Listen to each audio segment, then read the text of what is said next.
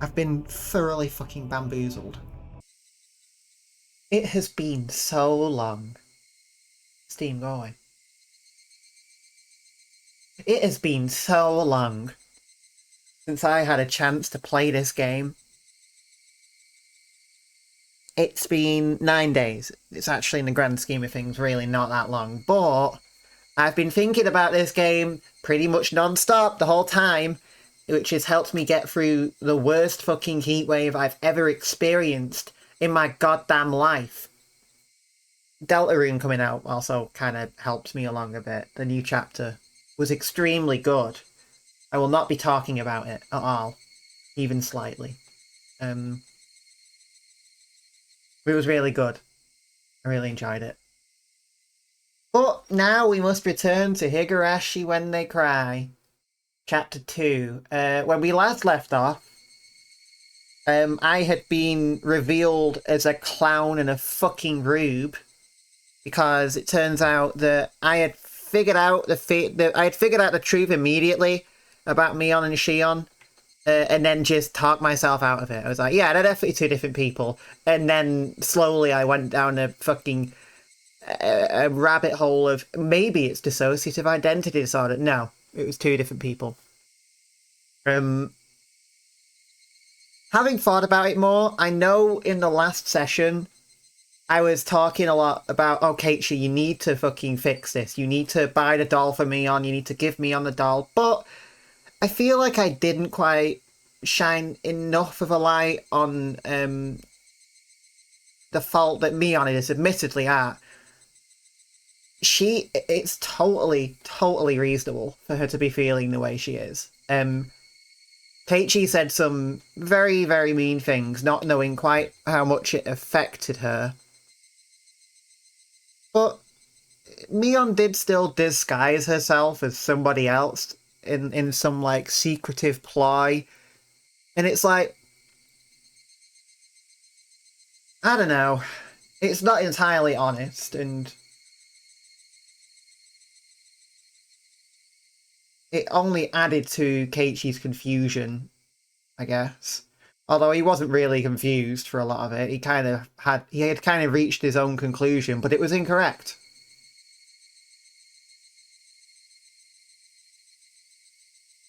I also realised, whilst editing, that it wasn't just necessarily the conversation that was had after we were saved by the mob, but also probably when the bento box was delivered. That was almost certainly Mion as well, which makes sense, really, because why would Shion travel from out of town into Higurashi on a moment's notice with an extremely well-prepared bento box? It wouldn't be possible. That's why that kind of led me down the wrong route as well, though, to the whole alter ego thing. But it makes sense now. Mion did that disguised as Shion.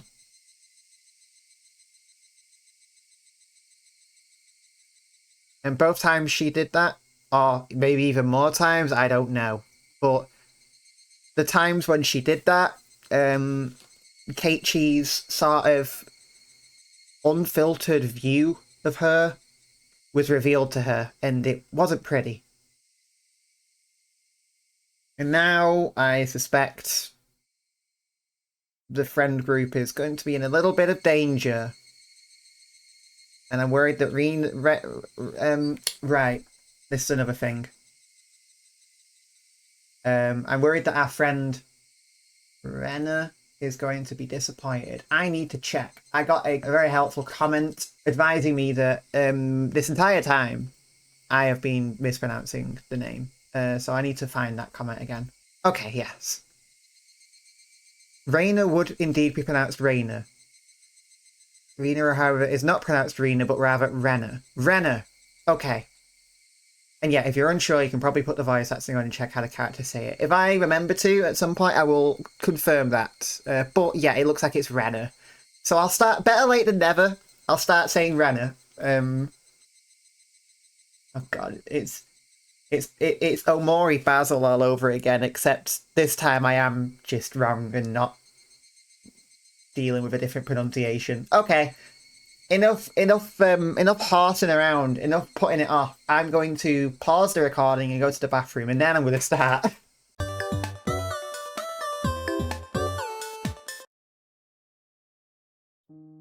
Oh, fuck this fucking music. Oh, I'm so screwed. I'm going to go and take an antihistamine.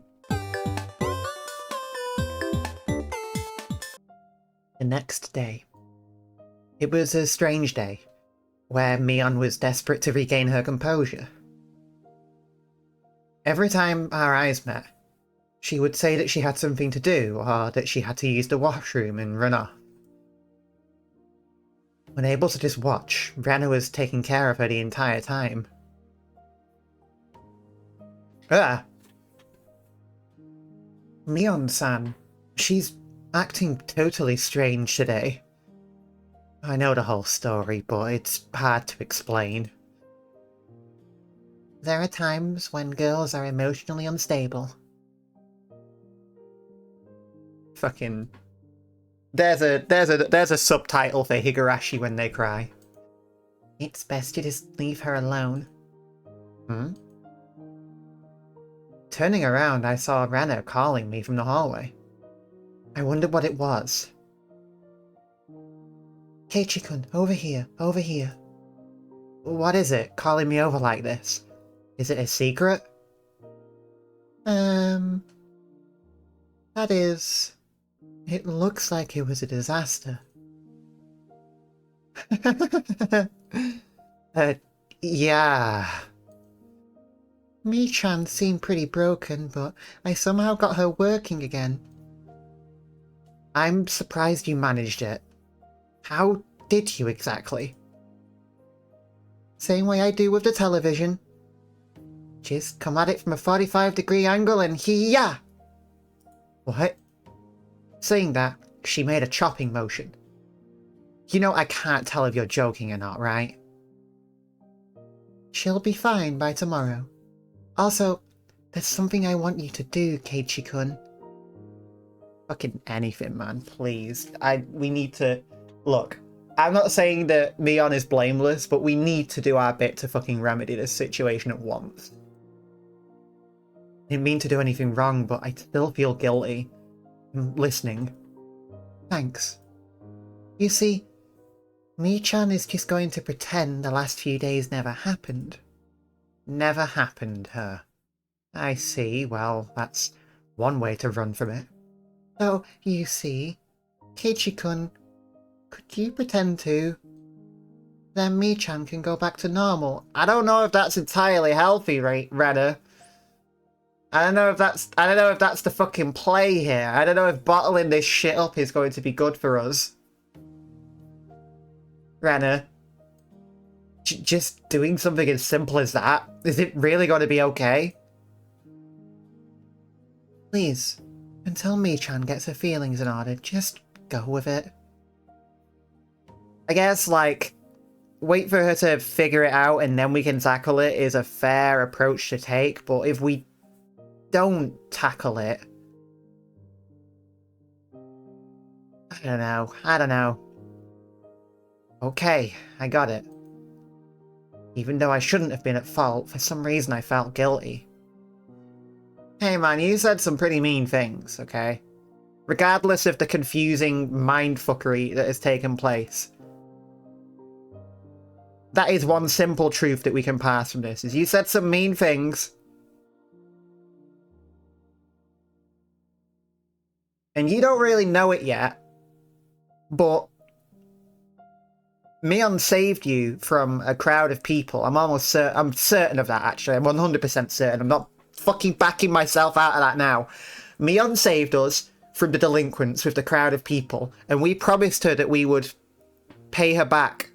Sure, we thought we were talking to Shion at the time, but we made that promise to Mion. You gotta find a good opportunity and pay her back. Even if you gotta wait a while, like Renna says. The one at fault here was the one who knew about the entire situation and pretended to be Mion for an entire day. Shion. Well, this is going to be awkward when you learn the truth about Mion pretending to be Shion, but you know. But she never once said that she was Mion. What am I supposed to be angry at? Seeing me stomping the ground impatiently, Rena giggled. But Keiichi-kun, you knew as well. Then Michan has some cute things about her. Rena talked in a calm voice as her hair rustled in the wind. You see, you know I'm right. Even the wind agrees with me and is making me look extra cool, Keiichi. Yeah, I know that she'll never let it be boring. Good. Following this curt reply, Rena looked up at the sky and stretched. As long as you realise that, Keiichi-kun, these past few days will soon be nothing more than a story to laugh about. Copying Rena, I also began to stretch as I looked at the sky. The clear sky towered into the distance. There's no club activities or anything today. I'm sorry, Keiichi-kun, but just for today, can you go home by yourself? It'll all be back to normal by tomorrow, so just for today, okay? If all it took for everything to go back to normal was to leave me on alone for today, then it was an easy decision to make. Got it. I can't say it directly to Mion, so I'll say it to you. I still feel kind of guilty about it, so I want to apologise. No. The root of the problem was Keiichi-kun saying something insensitive, right? So have you learned anything from this? You need to look a bit into gaining a sense of delicacy. Right. I'll try. That day was the shortest day of my life. Rena was talking to Mion while accompanying her around the entire time. It looked like a really fun conversation, so I reflexively thought about joining in, but I have made a promise not to. It seemed that Mion was also trying her best to ignore me. So likewise, I did my best to ignore her. For the first time in a while, I ate lunch alone. Mion and Rena ate theirs by themselves. As I let out a sigh in my ashen mood, Rika-chan came over and patted me on the head. Both Keiichi and me learned a whole lot. How do you know about this? Are you just that perceptive? Because I refuse to believe that. I never say it like that. It made it sound like we were having romantic problems. I didn't like that one bit. Hopefully the teacher wouldn't notice and call us to the staff room after school or something. I'm sure that Keiichi will grow up to be a wonderful adult. Pat pat. Rika-chan is the studious type, so maybe you'll grow up to be an amazingly wonderful adult. Of course. When I grow up, I'll be super amazing. My, when I grow up, I'll be an amazing lady, you know. No matter how old you get, you'll still be a brat. You can put money on it. Hey. Fucking, hey, Keiichi. You learnt this lesson once. Well, maybe you've not. I don't know. Just maybe stop this shit, please. I'm scared of the fucking consequences. What did you say? As Satoko snapped her fingers, a wash basin fell from above, hitting me squarely in the head. Did she just fucking summon a wash basin? Ow! What do you think you're doing, Satoko? Bang, smash, pinch, squeeze. It was a day I could thoroughly appreciate the value of having friends. Hell yeah, half the chapter down. Oh, gosh, okay. Hey, I hope this, I hope this argument is solved before the Watanagashi. We still got our game to settle.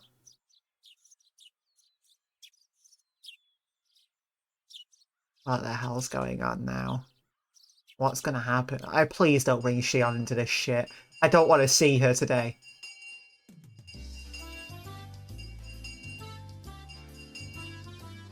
Today was Saturday, so school ended in the blink of an eye. It really felt good to go home with the sun so high in the sky. On any other day, our club would have been up to mischief during our ample after-school time, but today Rika-chan had a rehearsal for tomorrow's Watanagashi to go to. You mean we have to not have this settled before the Watanagashi? That's a disaster waiting to happen. We're gonna go to the Watanagashi without having fucking, like, sorted this out? No! Please, no! How is that going, Rika-chan? Do you have it down in practice? I'll try harder than last year. You were so exhausted and sweaty after last year's ceremony.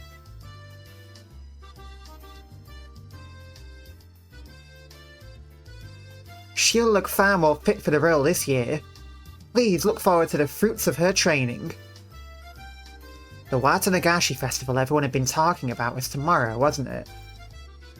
The festival being in June felt a little early to me, but the onset of summer came quickly this year, so it fit the image of a summer festival pretty well. Yeah, that's pretty realistic, considering fucking hell. It was June here when we had a historic fucking heatwave that would have been hot by the standards of any month of summer. Apparently, we might have another one next week. I'm going to fucking drill a hole into the Earth's core. Okay, we'll be off then. Look forward to tomorrow. Good day to you all. Satoko and Rika-chan waved to us energetically, then left. You know, I never asked, where is the festival happening anyway? I don't remember there being anywhere around here that seemed suited for hosting one. So we're talking to Mion then? Like... Wait, that's a good sign, right? I'll never know again, will I? I'll never know who I'm talking to again. At least not for this chapter. I can try and psychoanalyze every single piece of Mion dialogue to figure out who it is I'm speaking to. Okay, the one thing I can... Okay, here's the one detail I know that we can rely on. Because I am 100% certain that during the day of the delinquent fiasco, it was Mion. Mion has a scar on her temple. From when a police officer, a riot police guy, fucking punched her in the head. If it comes down to it, we can identify her through that. Of course, the thing is, Keiichi does not know about that. He does not know that it was Mion we were talking to. Which means that as far as Keiichi knows, Shion is the one with the scar. But me, the viewer who will never, ever, ever be fooled again, certainly, knows the truth of that scar. Oh, this is gonna suck so fucking much. And where's Rena? She might just be here, just not talking yet, but... I don't know. They do it at the Furude Shrine. We went there for a walk one day, remember? It was the place with a really good view. Oh, right, I remember. There was a shrine all the way up on that hill, wasn't there? It seemed far too grand for Hinamizawa. There's a great meeting hall in the shrine too. The older people get together there and sing karaoke or practice calligraphy from time to time. More like a recreational facility than a simple shrine. I see. I guess it makes sense that it looks so grand then. Mi-chan, is your family going to help set up today? Yep. We have male hands for that. Most of our relatives come from town to help. Oh.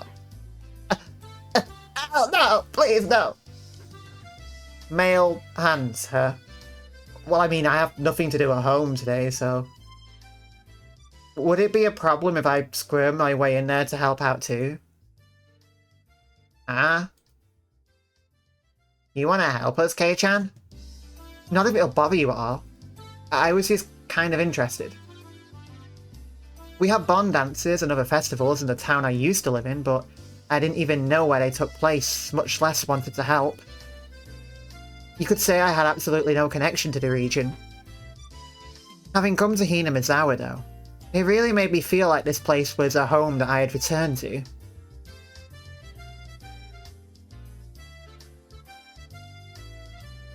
A home that you had returned to.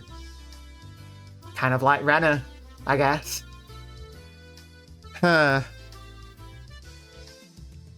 I don't know what that I don't know what that wording means, but I'm filing it away for sure.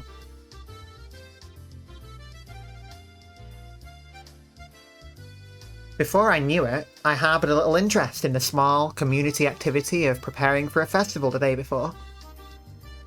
I wonder if you'll be able to, Keiichi-kun. There's a lot of building tents and setting up chairs. I hear it's pretty hard physical labour. I mean, I wouldn't be doing it alone, right? The more hands we have, the faster it'll go. Mion looked happy to hear that, but at the same time her expression was complex, tinged with hesitation. Rena gave her the last push for me. It's decided then. You should go for it, Keiichi-kun. Oh, I think Rena changed her mind then on the whole. Just don't fucking don't do anything. He's all yours, Mi-chan. Put him through the ringer. Well, I can't argue with a recommendation from Rena. This is our chance.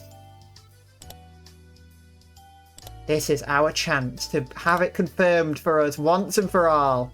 Well, I can't argue with a recommendation from Rena. Okay then, go home first, put on some work clothes, and come to the shrine. Oh, and you might want to bring a towel to wipe your sweat too. Why do we have to be separated from Mion for like a moment? Because at the moment I'm very confident that this is Mion. But now that we have to leave and return, I won't know when I get there. I'll have to figure it out all over again. I fucking hate this shit so much. This is how the paranoia happens. レナの推薦じゃ仕方ないな。じゃあさ、帰ったらラフな格好で神社に来なよ。汗拭き用のタオルもあるといいかもね。レナの推薦じゃ仕方ないな。じゃあさ、帰ったらラフな格好で神社に来なよ。汗拭き用のタオルもあるといいかもね。Just wait, one more. Let's try again. レナの推薦じゃ仕方ないな。じゃあさ、帰ったらラフな格好で神社に来なよ。汗拭き用のタオルもあるといいかもね。I have to scroll up and find another one now because it didn't work. It didn't work. Okay, I'll just have to wait. I couldn't quite make it out. We'll get there. We'll get there. Got it.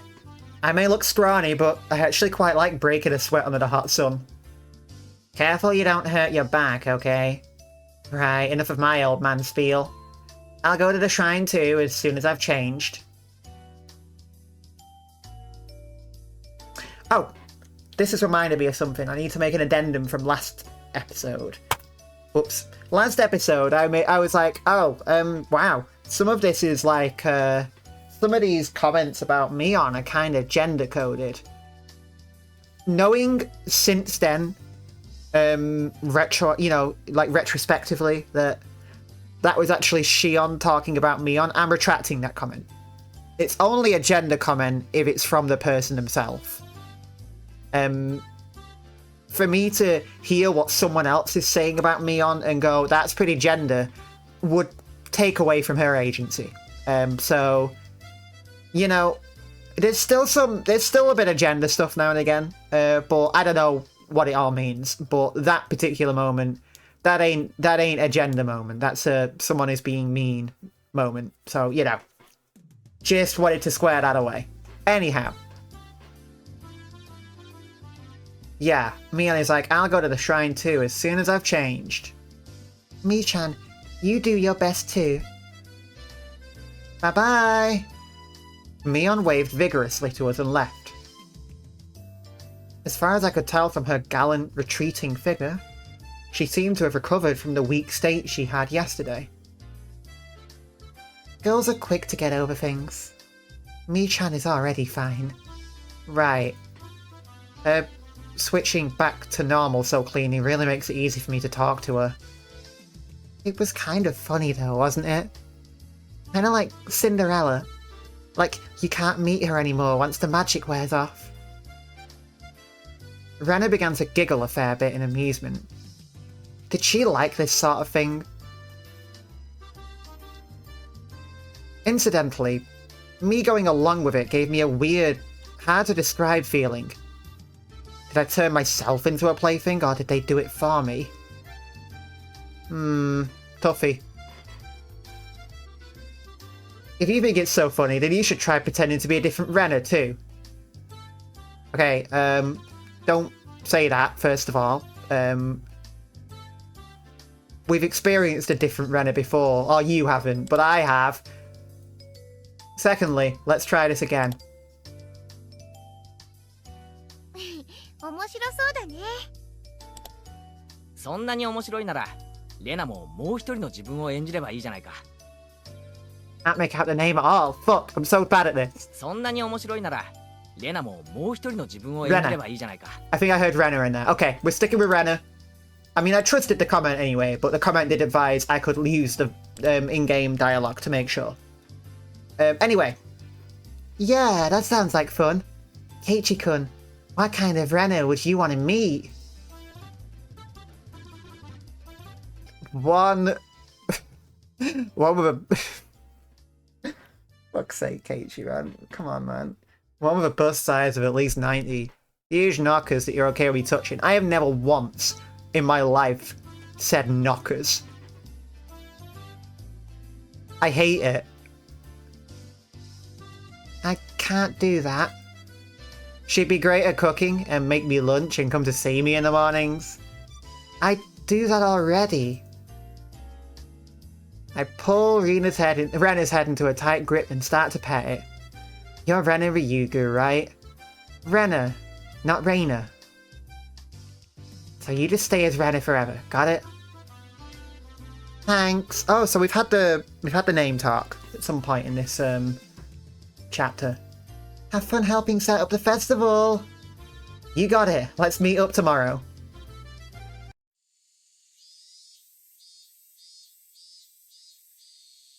I got changed right away, and slinging a towel around my neck like Mion suggested, set off for the shrine. Please, please, please, just give me something normal, man. What am I even fucking saying?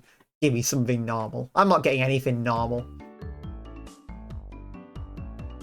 At the shrine, there were more people than you'd imagine even live in Hinamizawa there. All cordoning off areas and setting up tent frameworks, chatting amongst themselves as they did so. Alright, where is Mion? The liveliness of the throng didn't make it easy to look for her. I searched around as if I already worked there, and suddenly the principal called out to me. If it isn't my Bara-kun. Interesting. Have you come to help with the Watanagashi setup? Hello. Yeah, I was just wondering if there was anything I could help with. How commendable your attitude is. Feel free to sweat to your heart's content. Gahahaha. Spurred on by the principal, I came upon a group of people setting up tents. Oh, what's this? It's my Bara-chan. Do you come all this way to help us? Oh, these people just know our names. Of course they do. It's a small town. Everyone knows our name. I hadn't found Mion yet, but I supposed I'd just get in her way if I ran into her. Yeah, I'm here to help. Just tell me why you need me. You young ones have all the vitality. Here, grab some work gloves. Ever built a tent before? No, never. Delighting in teaching a new skill to someone younger, plenty of people happily taught me all sorts of things. Yay! It's a good way to learn new skills. Awesome. Okay, kid, Go inside the tent and tie up the cards. Just the cards for the top. After that, we'll stand it up and tie the rest of them. Butterfly knots are okay, right? There and there. All done. We're standing it up. 1, 2, 3. What was once nothing more than a collapsed tent was raised on 4 splendid legs before my eyes in mere moments. Whoa. Seeing it put together like this is actually pretty moving. Come on, no time to stare in wonder. We've got a lot more to do. We packed the tents into the trucks, so go get them from there.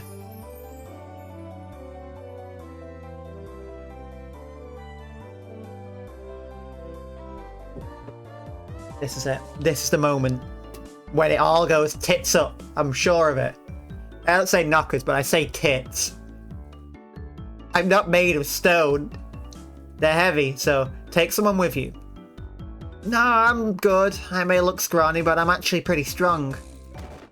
What? Haha, get humbled.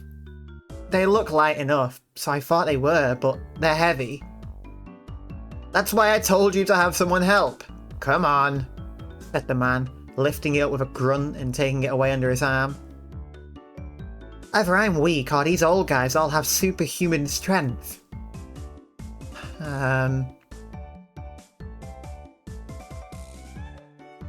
Let's go. You're the youngest one here, so we're gonna make you sweat for it. Do your best. Beer after work is the best. I can't drink that yet. I'm a minor. Sweat dripped from my body. I had been fully and completely absorbed in helping them. I would never have thought the cold barley tea from the Women's Society could taste this delicious. You're so young. Make sure you drink a lot. Thank you. It was then that I realised a crowd had formed near the shrine a ways off.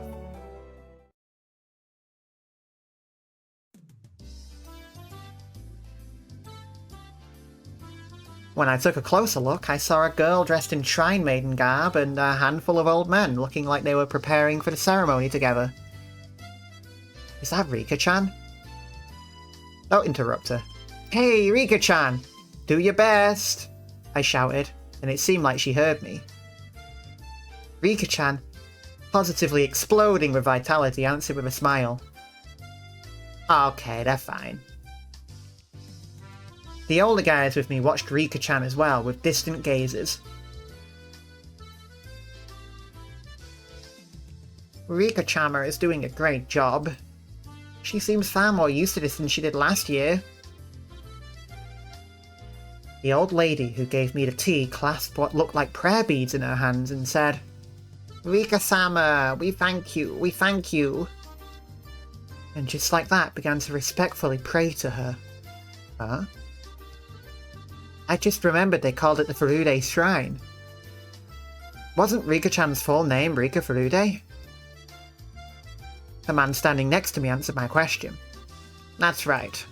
Rika-chama's Furude clan is ancient and honourable and has worshipped Oyashiro-sama for generations. Huh. I'd always gotten the feeling she wasn't quite your average person, but it turned out she was from an esteemed family. After her father, who was the shrine priest, died the year before last, she's really been doing her best to learn the rituals. Oh. We're learning a bit. We're learning about... Well, we've heard about her father passing away. Wait. Hold on. Wait, hold on. Hold on a minute. Wait, hold on a minute. Wait, hold on. Oh yeah, the Shinto priest and his wife who died in the 3rd year, their daughter is Rika. Yeah. Okay, that's fine. I think I had, like, tricked myself into,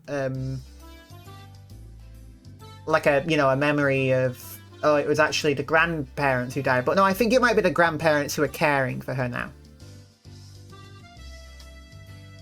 I wish the priest could have been here to see how wonderfully she's grown up. What? Rika-chan's father passed away? Okay, break time's over. No more of that.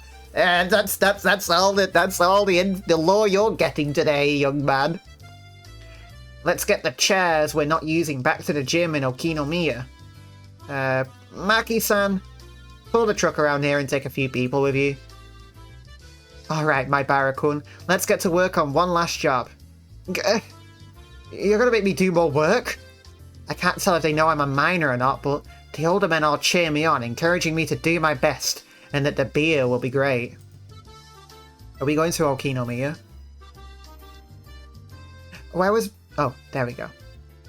I was just about to say, where's Mion? There's Mion. Hopefully. Hey Chan, working hard I see. I passed by Mion. She was carrying a big cardboard box. It looks like she was right in the middle of working as well. Judging by the sweat seeping into her shirt, it seemed I wasn't the only one with his hands full. Yeah, I'm working my ass off. You work hard too. The beer's gonna be great. We will work to the bone until the sun began to set and it started cooling off.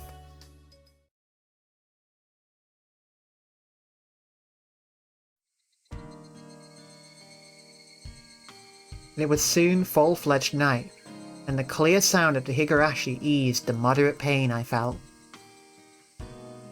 The older guys began their night before drinking party in a tent a fair bit off, causing quite a ruckus. The shrine grounds, on the other hand, had turned into a lonely road, tickled by the cool evening breeze, despite being so festive just a little while ago. The wind felt good. I leaned on one of the stone guardian dogs at the front of the shrine. Are you supposed to lean on those? You know what? I'll trust that you know what you're doing. I gave my legs a good stretch as I let my mind wander. And suddenly, a paper cup filled with barley tea was thrust before me. Shit. Kei-chan, great work. Here's some tea for you. You're so considerate. Thanks, me... Her voice sounded exactly the same, but it felt somehow different. Wait, you're... Hey, it's Shion. Don't go giving Mion all the credit. She isn't considerate at all. Don't get us confused, okay? I don't have energy for this right now, man.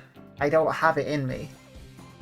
Okay, my fucking well from which I could draw the water needed to fucking flow through this situation is dry. It's fucking empty. The bucket's coming up with not a bit of fucking moisture. I have nothing for this, Shion. Please. Give me some peace and fucking contentness before we have to go to the Watanagashi, because I know that after the Watanagashi, it's all gonna go horribly fucking wrong. It has to. I just... Stop, man. Shion, you little... Shion, you little... Oh, now that I've caught you, you're not getting away. It was your mistake, Kei-chan. I never said I was anyone other than Shion. I guess I can't argue with that. Yeah, that's the annoying thing is, apart from talking shit about Mion, she hasn't really done anything wrong. She's been kind of forthright with us, like, yeah, I'm Shion. It's Mion who's been a bit sneaky. Oh. Okay, I'm back, and I have noodles, but don't worry, I won't be eating them on mic. I've been weighing things up here, like... It's because obviously now, the question is forever going to be, am I talking to Mion or Shion? Always. And forever. Now, one could argue that this is almost certainly Mion, because we're in Hinamizawa. And Shion lives in Okinomiya, and one might argue that if they were a fool, considering that one of the jobs was taking chairs back to Okinomiya, and Shion could easily have come back with those people if she wasn't already here.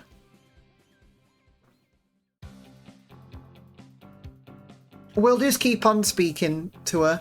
We'll assume at face value that this is Shion. I'm going to keep an eye out for any indication that that it might actually not be her. Hee. That's right. You're no match for my older sister, so I can't let you be a match for me either. Anyway, your tea. It's gonna get warm. Come on, please cheer up. I'm trying to make it up to you with this tea. Well, she did come all the way here to give it to me.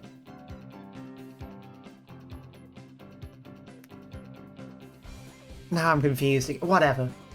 Guess I'll accept it. I took the cup and downed it in one gulp.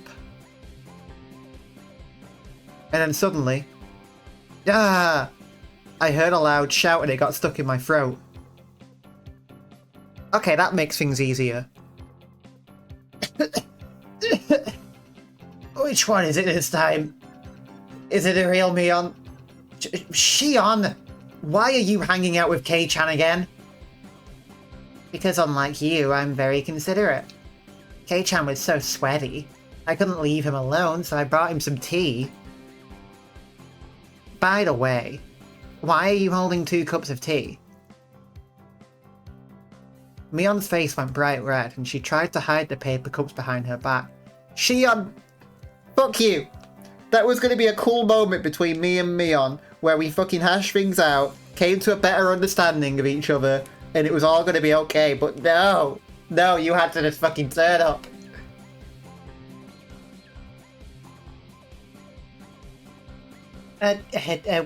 This is... There's no way you, such a rough, timid, good sister of mine, would ever briskly bring a male classmate tea, is there? So what are they? What are those 2 cups of tea? These are... well... Right. I was so thirsty, I figured I'd drink 2. That's so like you. Come on, chug, chug! As Shion cheered at her, Mion downed both the cups of tea one after the other. What a fabulous drink that was. I expected nothing less from you. Kei-chan, you give her a hand too. Wait. Suddenly this situation has gotten unbelievable. Mion doesn't usually get manipulated so easily like that. I've known for a while now, but Shion is terrifying. Mion, you can't hold your own against Shion. I hate her. And lately I hate her even more. Just then, I heard the snap of a camera shot. No fucking way, man. Holy fuck. Holy fucking shit. Hi, buddy. How's it going? Good to see you again. Good evening.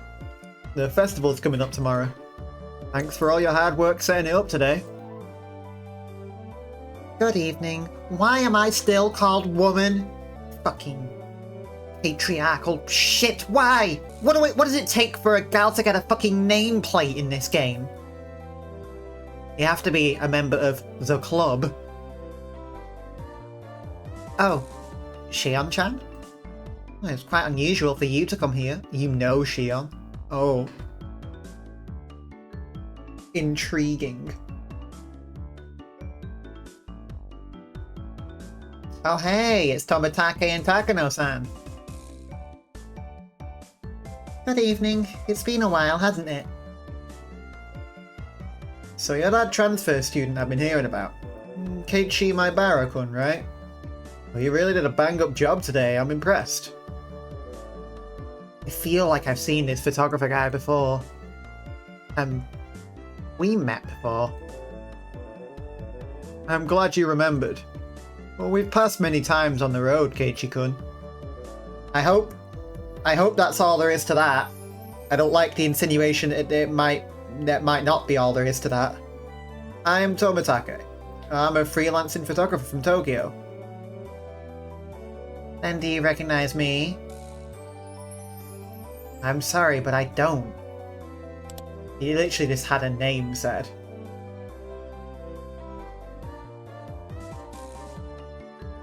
Takano. Takano.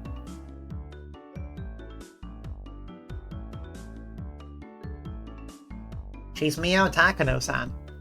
Do you remember when you were at the doctor's office when you still had a cold, Kei-chan? Mio-san is one of the nurses who works there. Call me Takano. I'm pleased to meet you. Tell me when you're coming in for treatment.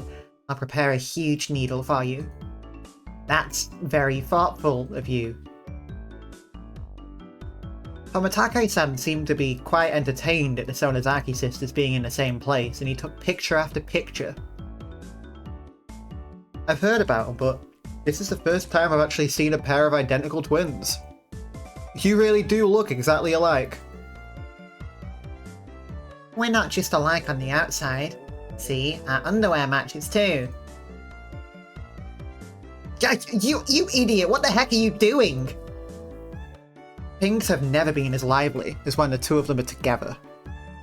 I thought they were exactly the same at first, but I started to get a handle on which is which. Mion is Mion, and Shion... well, she seems a far better actor than Mion was. Hey, you say that as though Mion didn't fucking dress up as Shion a bunch of times. She so fucking did. She so did. In the first place, somebody that could spurn Mion so easily wouldn't have shown such weakness to those guys at Angel Mart. If that was the case, then that cowardly behaviour from that day was all... it was all a complete act. They were even more alike when they were little. I heard even their parents had a hard time telling which was which. That's really easy to imagine. I totally understand what they must have gone through. Takano gave me a kind of an odd look, but explaining would have been a pain, so I didn't bother.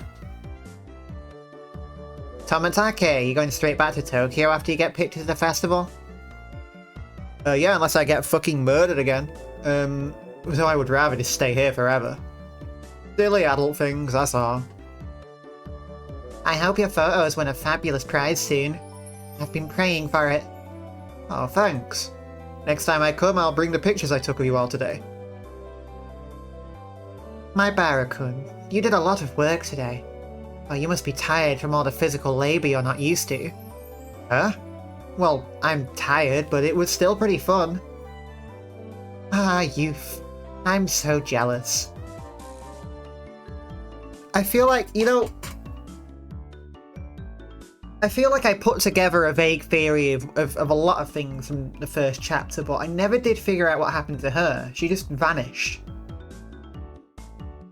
I know that fits in with the annual curse, but... what happened?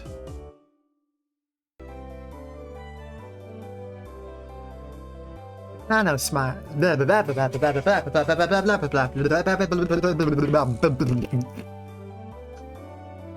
Fucking, what the fuck was that crazy frog-ass fucking... whatever. Takano-san smiled with an adult elegance that no one in my circle of friends possessed. The wind caught her hair. She gives off an intelligent beauty. Why is the wind making everyone look so cool today? No! Get the fuck out of me! Go away! Go the fuck away! I hate you! You worm! Just without a hint of a fucking warning, you darkened my fucking doorstep. Please. Oh, why, hello everyone. It seemed like our merry crowd was standing out. This time an overweight older man addressed us.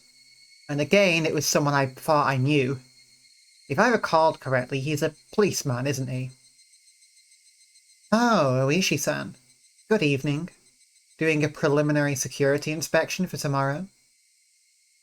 No! The public ain't supposed to know about that. Shut the fuck up. Seriously, I need you to be quiet about that. Something like that.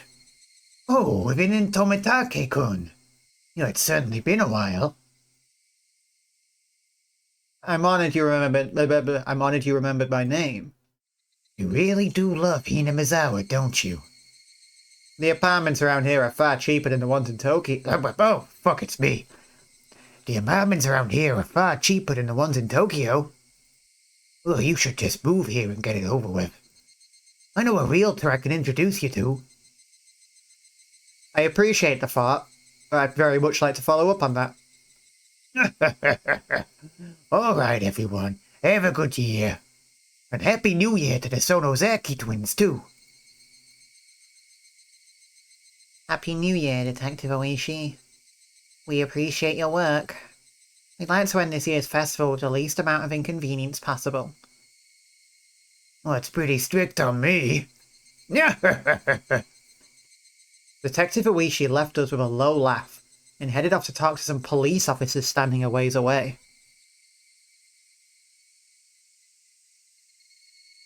I gave Mion a glance and saw her making an annoyed face, as if she were glaring bullets at someone she hated. Sorry, I just finished eating, so the hiccups are going to happen now.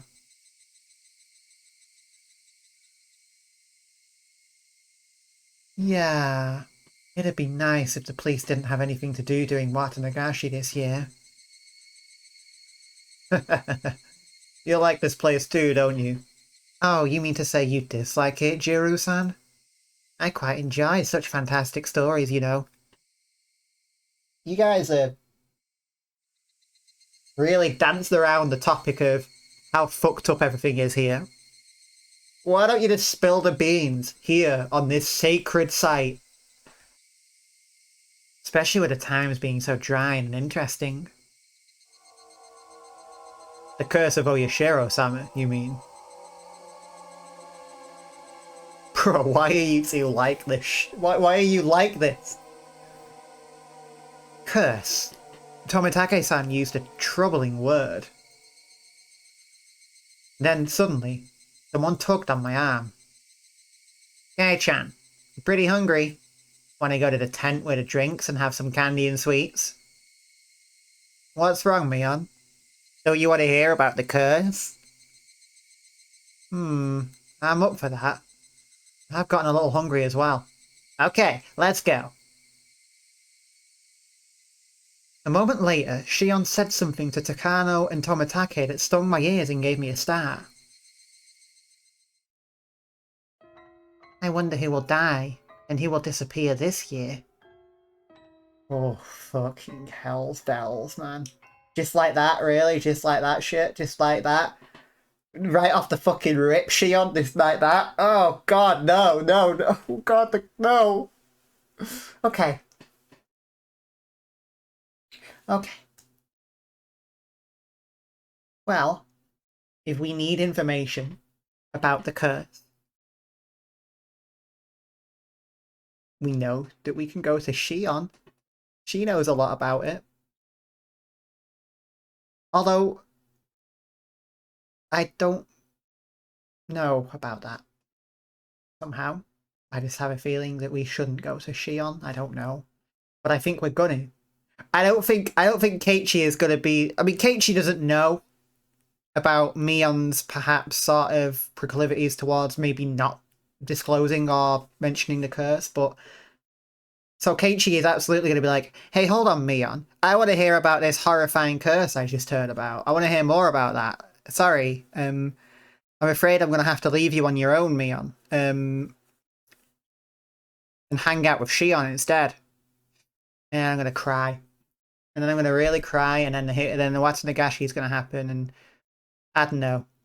One of the twins will die or some shit. I don't fucking know. Or maybe it'll just be fucking Tomitake again. I pulled back from Mion's grip and stopped abruptly. Shion, what did she just say?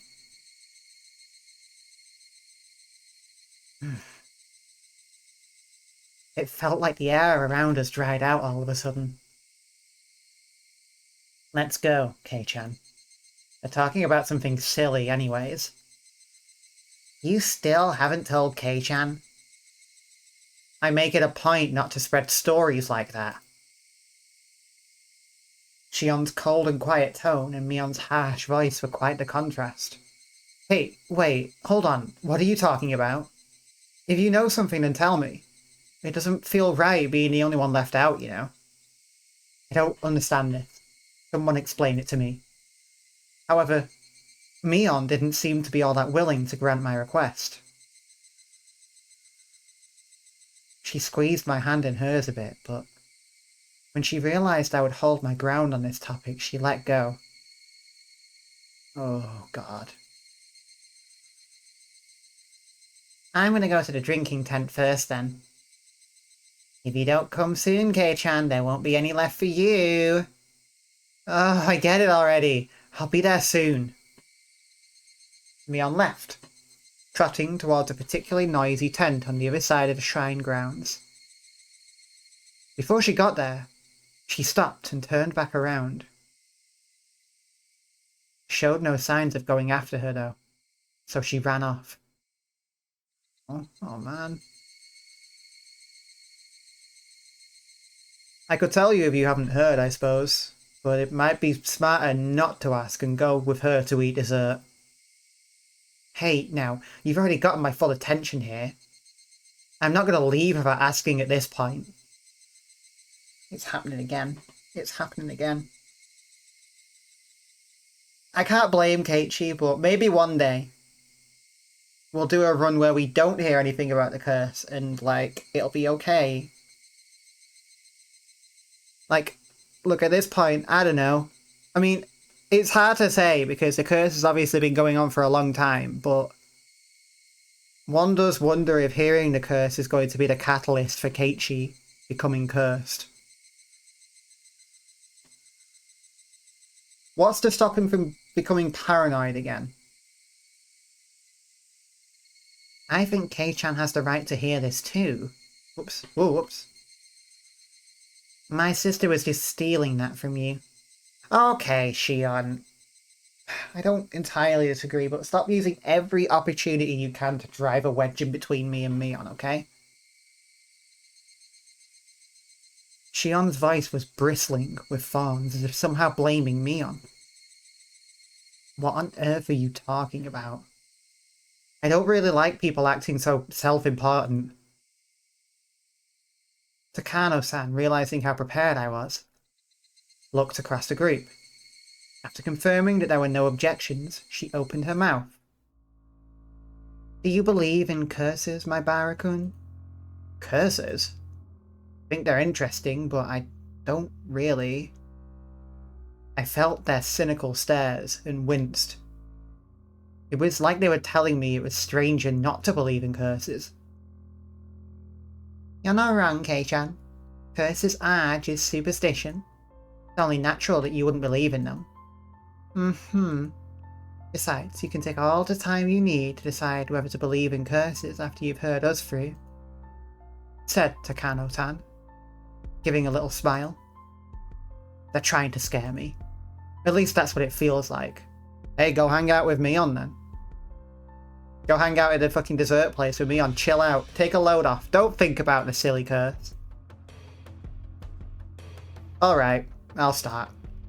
Keiichi-kun, do you know about the Hinamizawa Dam project? Oh yeah. The other day, Angel Shion, or Mion rather, told me all about it. You mean the plan for the giant dam that would flood all of Hinamizawa, right? So does Keiichi know that was Mion now? Like, I don't get it. I guess it's just like everything's blending into one, you don't really know what's what. That's right. Residents of the town banded together to fight it, and a fierce battle with the government unfolded. I've heard that too. The entire village united. Using all the power at their disposal, mass media, political influence and other things, and fought the country. The way Mion described it made it sound like a boast. You're leaning more towards it being Mion now, aren't you? Oh, you know quite a bit about it. Yes, you're right. It's practically an epic tale how just 1,000 or so villagers banded together and rejected the government's plans. Did you hear this from my sister? She likes those kinds of epics, you know. Yeah, she told me. Okay, he knows. That's refreshing.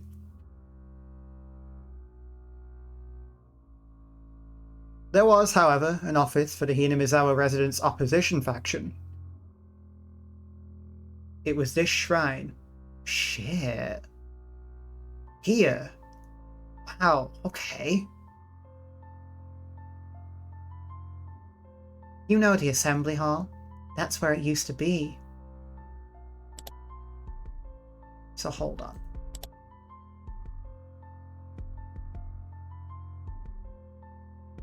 So the opposition faction.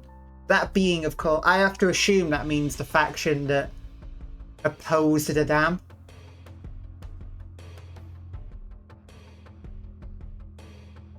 You know the assembly hall? That's where it used to be. Now that the whole thing is over, the senior citizens just use it for group activities. At the time, though, it was their last bastion. Takano-san explained this, pointing a finger towards the assembly hall. I had been carrying things in and out of there all day. I mean, I would understand if they put an office like that in the mayor's house or something. But having an office on shrine grounds made it feel kind of like a base camp for Sengoku period warriors. I remember, I mean, take it with a grain of salt because I heard it from Oishi, but Oishi mentioned that the general consensus amongst the town folk was that the head priest of this place was not active enough in opposing the dam construction. And I'm like, bro, he allowed the shrine to be used as a fucking base of operations. That's pretty fucking supportive, right? In a way. What, like, he won't fucking throw in Molotovs so he gets the fucking curse? I don't know about that. That's weird to me.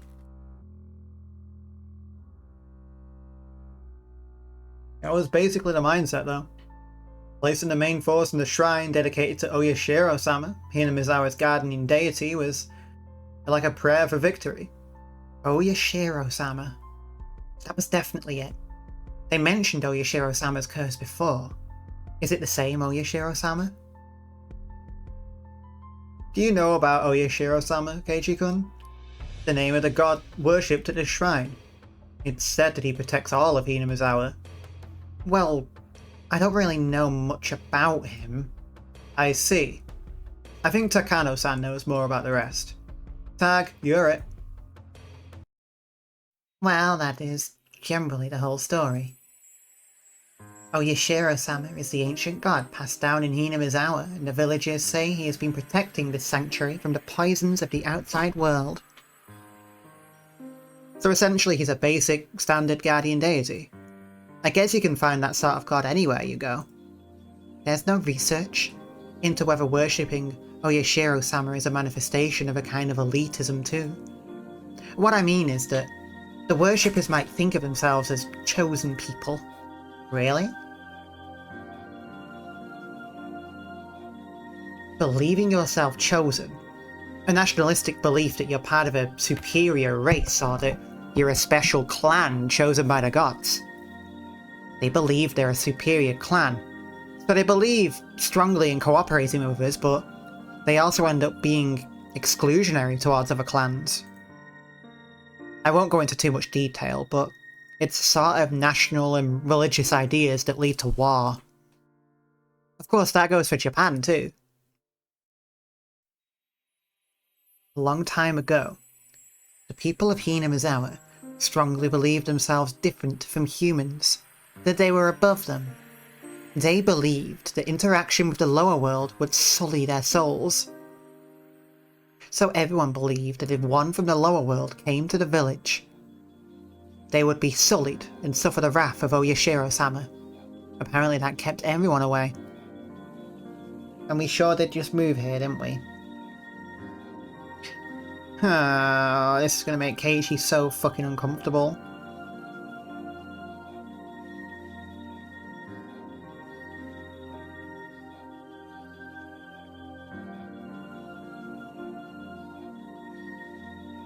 Villages that hate outsiders come up all the time in mystery novels. This was once a classic example of a xenophobic village. Well, they'll deny it to preserve their pride. It was all a long time ago after all. Things are different now. Shion followed up quickly. having sensed the fawns in Tomitake-san's words. Tomitake-san, embarrassed at what he said, scratched at his head. So this shrine worships Oyashiro-sama, thinks of Hinamizawa as holy ground, and it's a symbol of their traditional hatred of the outside world. I get it. So that's why they chose the shrine of Hinamizawa's guardian spirit as their base of operations, to resist the sullied dam construction project that came from the outside. Correct, smiled Takano, pleased. She must dislike stupid people. Superstition, every last bit of it. The villagers gave everything, desperate to oppose the dam construction.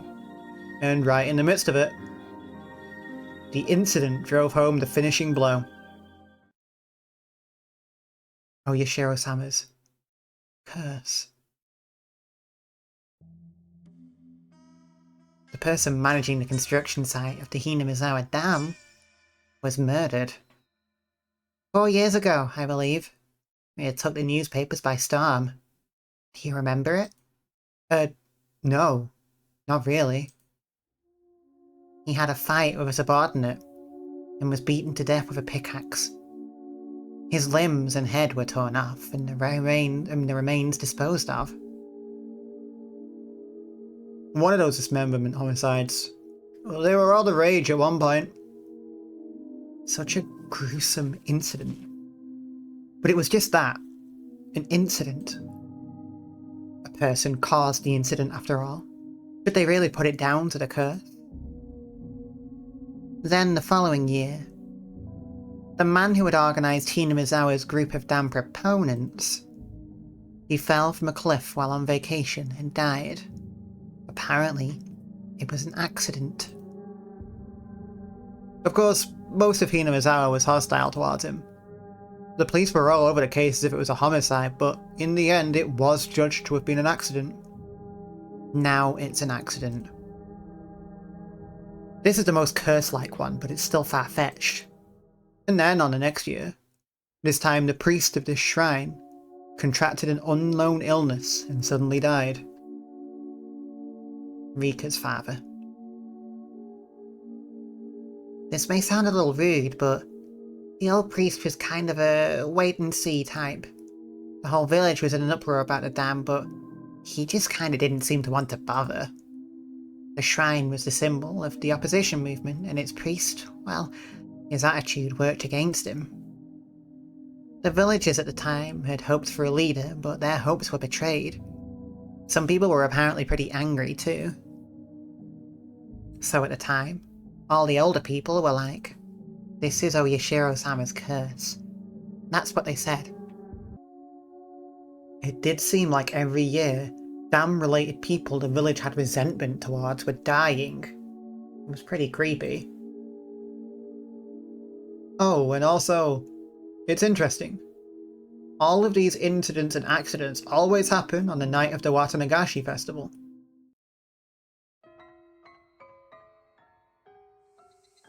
See, it's starting to sound like a curse now, isn't it?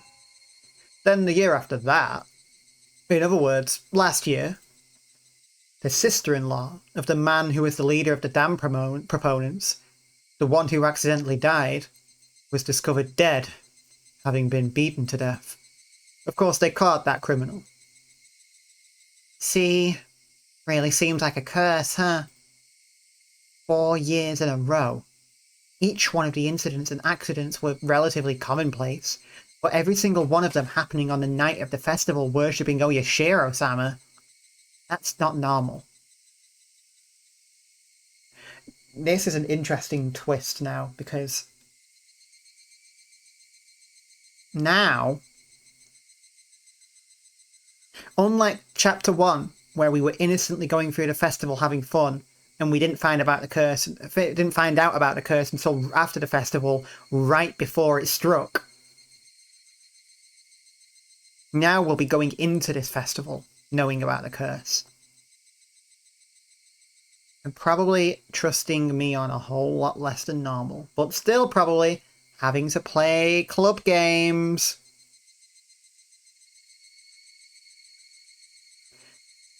The old folks have been blindly accepting Oyashiro-sama's curse because of the incidents these past few years. Even younger people too. At first they thought it was stupid, but now nobody makes fun of it. Yeah, I can see where she's coming from. Even me. Even if I didn't think there was a curse at all. Thinking about all the incidents like this make me feel like maybe it's real. For example, just look at the preparations for the festival you were doing today. Everything might have gone crazy during the battle against the dam, but just a few years ago, the Watanagashi festival was never this well attended. Well, I guess you're right. If we didn't have Oyashiro-sama to talk about, we wouldn't all be coming to a festival like this, huh? There's a lot of people who say that infidels might be punished, so they really need to go to Oyashiro-sama's festival. Shion nodded, as if she were mocking herself. So how about now? Keiichi-kun, you're starting to get the feeling that maybe, just maybe, the curse was real, aren't you? I mean, you can't just laugh off people related to the dam construction project all dying like that. If even I feel like this now, then the more superstitious members of the village must feel stronger than that. Well, I mean, I still don't think there's a curse. I can understand those that believe there is, though. Wow, Kei-chan. You can really keep a cool head about this. That makes a nice change of pace, doesn't it? I think our head was as not cool as possible last time. Maybe we'll stay calm and composed this time. Shion grinned, realizing I'd rejected the curse. If it's neither a curse nor a coincidence, then what should we make of these incidents? Chaos. Pure chaos. Takano said, smiling playfully as if posing a riddle. Also, when did I rule out a coincidence exactly? I mean, I don't know where I stand on this still.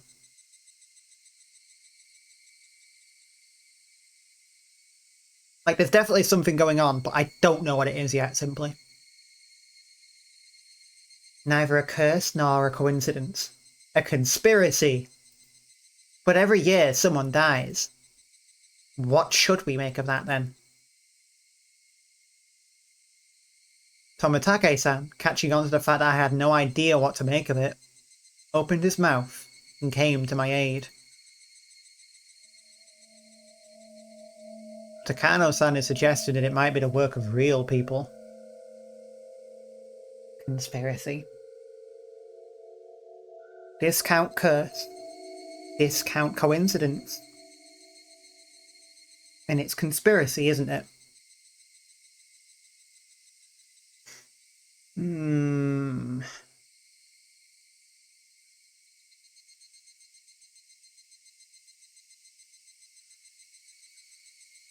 We need something to happen tomorrow. I hate to say it, but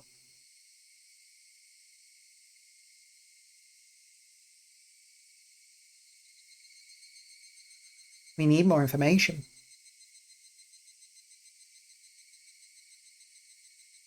More pieces of the puzzle at fucking someone's expense.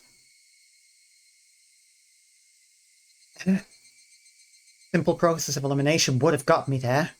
I was a little taken aback at not having realised the answer immediately. Well, think about it. If it's neither curse nor coincidence, then people must be willingly carrying it out. It's the only explanation, right? Takano-san pressed on. I smiled bitterly, in spite of myself. Here I was, just a few minutes ago, thinking the very concept of a curse was absolutely absurd. When she suggested it was someone's doing, I ended up thinking there wasn't any way it could be a person. But Takano-san was right. It was either a curse, or it was a person's doing. If unrealistic things like curses didn't exist, then the obvious next step would be to start thinking it was people behind it. Right, well.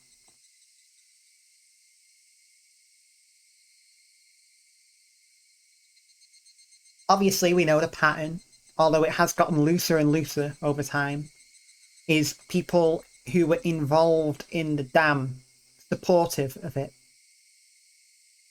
or otherwise not against it enough. But it is definitely getting looser in definition. Like, the wife of someone who supported the dam? Really? That's a weird one.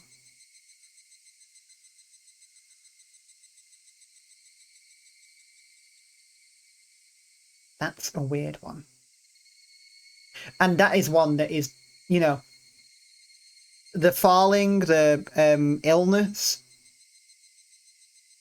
until we have more evidence about it to suggest it, they could just be things that happened. But those two can be described as coincidence. But the third one, that's the one that would really knock it out of the park of coincidence and be like, shit, okay, there's something going on. And that was the most blatant one. That was someone just being beaten to death who was vaguely related. And I have to then wonder, did somebody just do that to spur on the curse? Like, to really make people believe in the curse, you know? Someone might have benefited from it. Or a group of people might have benefited from it.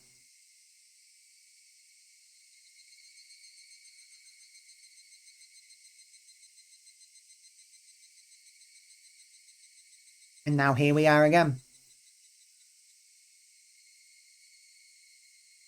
The last time in chapter 1, it was another relatively blatant one, although it was disguised to look like suicide. But it was also someone who, as far as we know, isn't related to the dam construction. But I also thought that it would be possible that... I mean, my theory at the end of that was that Renner might have been involved in that killing in an attempt to protect Keiichi, but that theory becomes a bit hazy if we go off the assumption that the victims all have to be related to the dam. Right? Because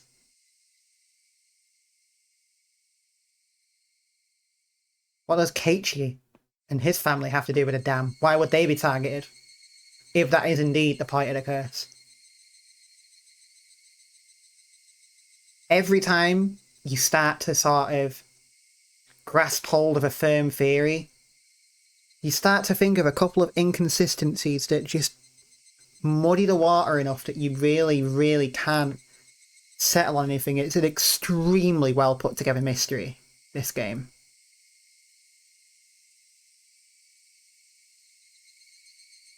Who's going to die tomorrow? I kind of offhandedly said maybe it'll be one of the twins, but I don't know about that. I'd almost be disappointed if it was just Tomatake again. Like, if he's just the fucking, like, murder magnate who always gets killed. Especially considering he's barely appeared this time, and he would just appear again, explain the curse, and then die. I kind of hope it isn't him, but we'll see. I trust this game, if it is him, to make it work.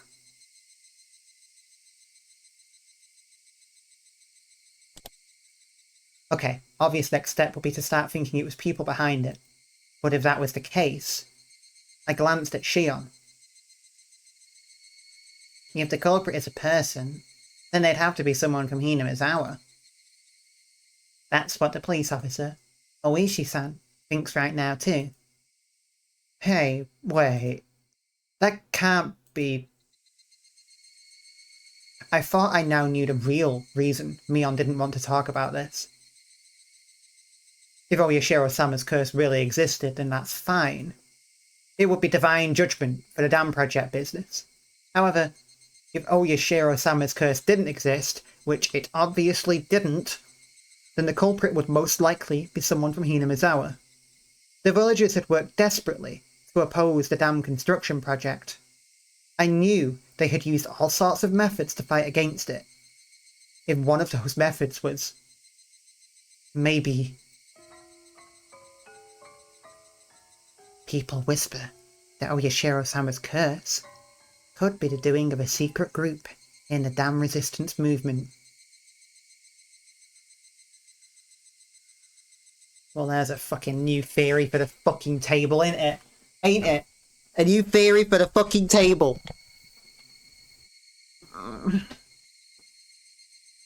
Who isn't a suspect at this point, man? Like, fuck.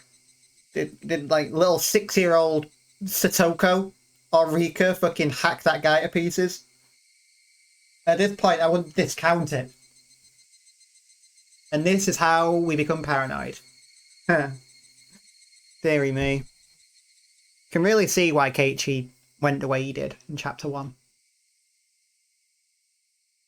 Shion dryly put words to my exact thoughts. Of course, I didn't expect it. She was from Hinamizawa, so I didn't think she'd come out and say it herself. Is she from Hinamizawa? She doesn't live here. If you calm down and think about it, anyone would come to the same conclusion. There wouldn't be a motive for anyone but people who benefit from opposing the dam project, right? Well, that's like 99% of the village who don't want their houses to be flooded and submerged, then.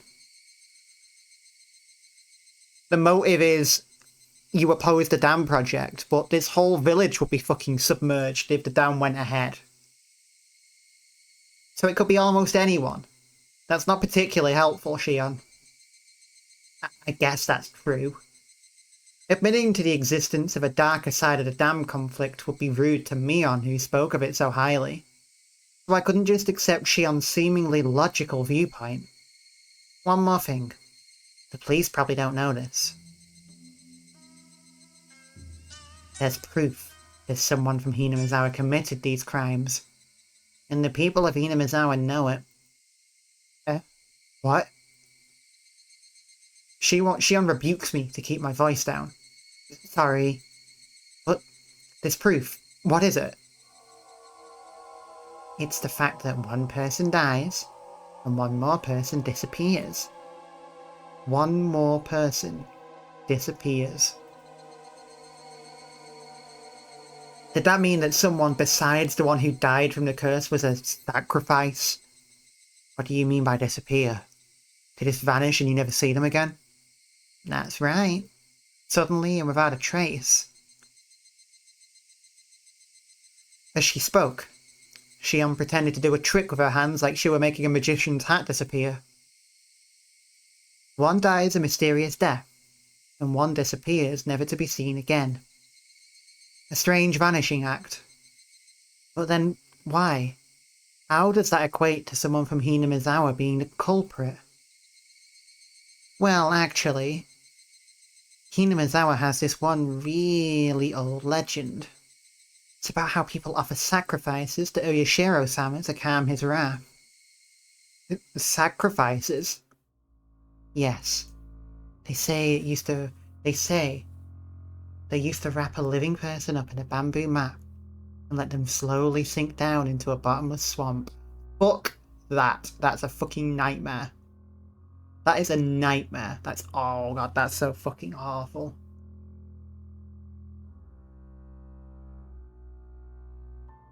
I won't be able to fucking bear it if that shit happens to us. The idea of like being buried alive or drowned, something like that is... And that's like a fucking combination of the two. That's like a combination of being buried alive and drowned. Fuck that. That's awful. Please, no. God, no, no.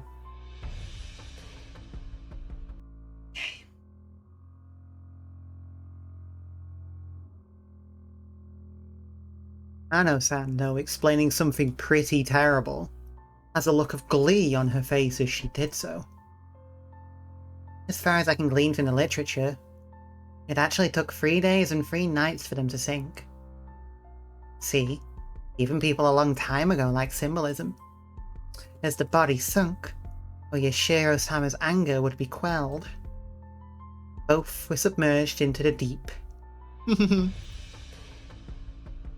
Takano-san was the only one laughing at this. Was she telling a joke or something? Shion didn't move to deny it, but I felt a difference in temperature between her cool expression and Takano-san's. This whole conversation, well, I think you can imagine after hearing it, but it's the secret history of Hinamizawa. Everyone who has been in Hinamizawa for a long time knows it, but they don't talk about it. Takano-san's not from here, but she knows quite a lot. She really likes local history, folk legends, stuff like that. She learned about it all by herself, too. I'm really not all that amazing. Just curious, that's all. Like a child. I just want to see scary things for the fun of it. You might die. Tomitake-san laughed, a little bit embarrassed. Oh, wait a minute. What does that mean? The other person who disappears during the incidents? You're saying they're offered as a sacrifice? Shit, is that what happened to her? Yeah. Shion answers in one word before anyone else can speak. Someone dies, and someone disappears. Well, now hold on. In the first year, that was out of town, wasn't it? That was like a fucking... They were on holiday somewhere, on a trip. It's not like they could bring... that guy's wife all the way back to Hinamizawa and drown her in the fucking bog, right? I suppose she never turned up, did she? I guess that would make it possible.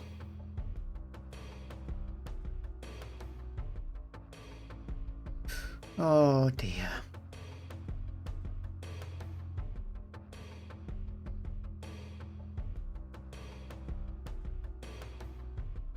Well, whether they actually get sacrificed or not is a different issue. But every time something has happened in the past, one person died and one other person disappeared. For example, the first one, where the dam site manager was killed. Apparently one of the people responsible for that still hasn't been arrested. Couldn't that just mean he managed to get away? I don't see why we should treat him as a sacrifice. Well, that's basically what I think too. There was also the year after that with the leader of the dam proponents. You said he fell from a cliff and died while on vacation, right? Apparently his wife fell as well. The police investigated fervently, but they were never able to find the wife's corpse. The river under the cliff was actually pretty high at the time, though. She could have just been buried under the sand at the bottom of some lake downstream or something. The perpetrator of a dismemberment like that wouldn't want to be caught, so they'd be desperate to run away and hide too. I thought I'd heard about cases where the corpse wouldn't surface after the person drowned in a swelled river like that. She vanished because of an unfortunate accident, but I still didn't see the connections to sacrifices.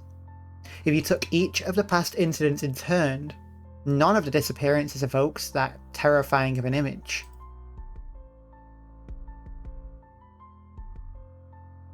A year after that, with the priest suddenly falling ill and dying, is much clearer. His wife left a suicide note. They found it in their house the night the priest died. It said something along the lines of her quelling Oyashiro-sama's wrath through her death. The curse. It seems to turn up in this one though. Well, we may never know the truth of the matter. The swamp the wife drowned herself in was the giant bottomless one Takano mentioned before. The police investigated it, but all they could find were several of her possessions. They never found the corpse. The police suspect it was a faked suicide, and they're still investigating it now.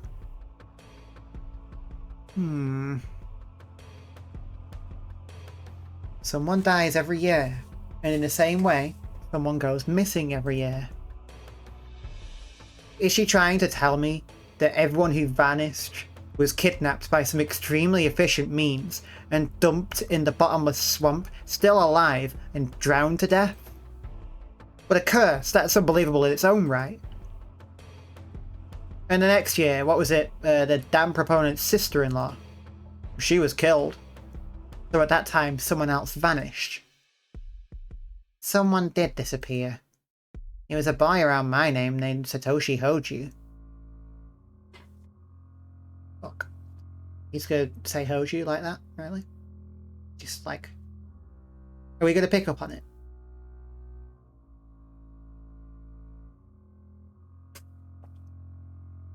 I simultaneously do and don't want Keiichi to pick up on that surname. If he doesn't pick up on it, then he won't go fucking nosing around asking Satoko, who I don't think is in a position to answer. But if he does pick up on it, then maybe I'll find out more. At his expense. He's the nephew by marriage of the woman killed. Shion cut in with a slightly strong tone of voice.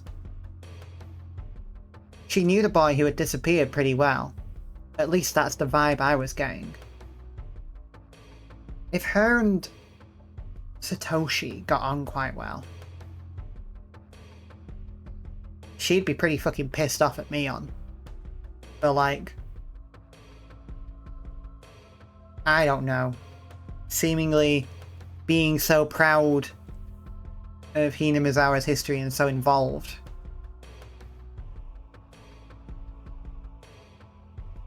But I guess we're not going to pick up on the surname, which is somehow simultaneously a relief and a shame.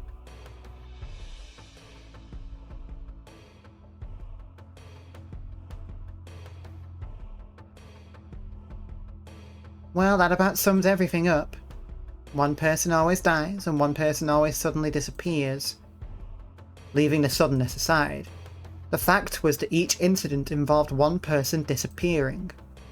So that means the first person who dies is because of Oyashiro-sama's curse, and the second person who vanishes is because the villagers sacrificed them. Is that it? Kei-chan, there is no curse. Somebody kills the first person under the guise of the curse, and someone takes away the second person to be a sacrifice. But Shion, that means the criminal is in the village. That's what I've been guessing from the start. It's pretty shocking though, you know. We live in the Showa period. It's kinda hard to believe people are committing murder like it's nothing using some ancient justifications, huh? It didn't have anything to do with our discussion, but I got the feeling that maybe Shion didn't like Hinamizawa very much. Mion enjoyed talking about Hinamizawa and its epic tales. Or she had avoided talking about Oyashiro-sama's curse, which didn't paint Hinamizawa in a good light no matter how you looked at it. She was trying not to give me a bad impression of the village, so she didn't say anything. Shion, on the other hand, was somehow different. She wasn't rejecting the concept of a curse to purge Hinamizawa of this bad impression, but rather because she strongly believed that a member of the village was the criminal behind this. Her conviction seemed a bit removed from the tight sense of community held by the people of Hinamizawa. Once upon a time, they looked so alike you could mistake one for the other.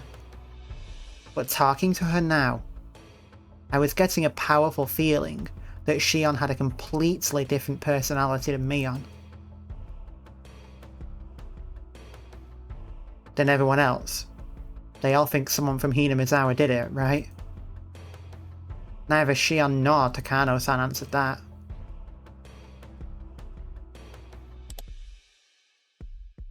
The deafening silence told me all that needed to be said. Then let me ask another question.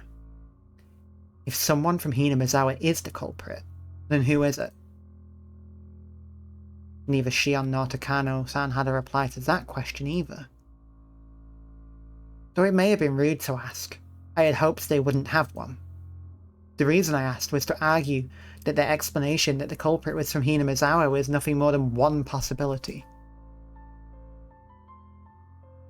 Shion caught on to my plan. She gave a pained smile at my petty spite, and opened her mouth to speak.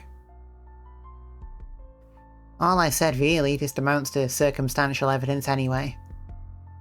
If any of us knew who it really was, we'd have gotten them into police hands already. As would anybody. Well, not necessarily the people of Hinamizawa, but you know. As would anybody. Then what about Takano-san? She too smiled dryly as Shion had, and opened her own mouth. Well, I'd like to clear one thing up. I'm not a detective or anything, alright? In all honesty, I'm not really interested in who the culprit is. Takano-san, you sure are a handful. Tomitake-san gives a bitter laugh, a surprising opinion on the matter. You see, I just like cruel and atrocious ancient traditions and fairy tales. Okay. Alright. She likes looking up the most fucked up fucking, like, stories of history. I only enjoy them from a curious onlooker's perspective. So even for this string of incidents, it's not so much finding out who the culprit is, but enjoying thinking about how the traditions displayed by the incidents themselves still seem to have some pretty deep roots around here. The old traditions. Though she described herself as nothing more than a curious onlooker, her smile was as sharp as the tip of a blade. Women like her felt very strange and a little scary to me. Maybe it's just that I was in fearful awe of the person whose emotions I couldn't comprehend. Well, I don't think any of this is interesting at all. The Watanagashi festival is coming up tomorrow, but I don't want anyone to die or disappear.